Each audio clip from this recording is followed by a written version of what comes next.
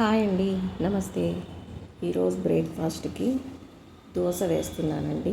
అదే అంటే పొంగనం దోశలాగనమాట.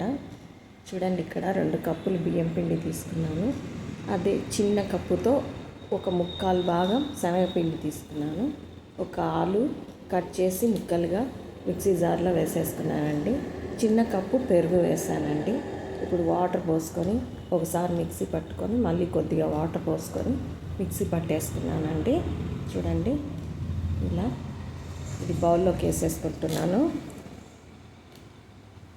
ఇది పక్కన పెట్టేసుకున్నామండి. ఇప్పుడు చట్నీ చేసి చూపిస్తానండి.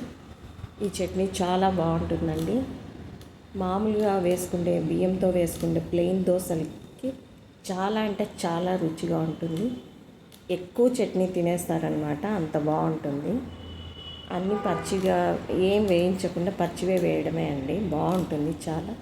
తప్పకుండా ట్రై చేయండి. పప్పులు, పచ్చిమిర్చి, కొబ్బరి ముక్కలు, కొద్దిగా 2 గింజలు చింతపండు వేసుకొని లాస్ట్ ఆనియన్ వేసి కొట్టేయాలండి.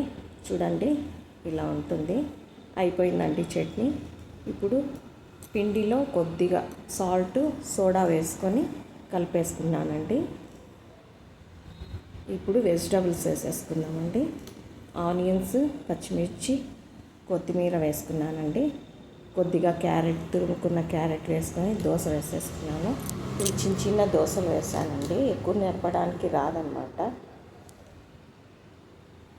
టేస్ట్ చాలా బాగున్నాయి. కొద్దిగా బొంబాయి రవ్వ కూడా కలిపానండి, అది చూపించలేదు. అంటే బొంబాయి రవ్వ అంటే మీకు సూజీ రవ్వ అంటారు కదా, అది మేము బాంబే రవ్వ అంటాం. దోశలు అయితే బాగున్నాయండి, టేస్ట్ రుచిగా. చూడండి, ఇప్పుడు ఇది కొద్దిగా ఎర్రగా కాలేదన్నమాట.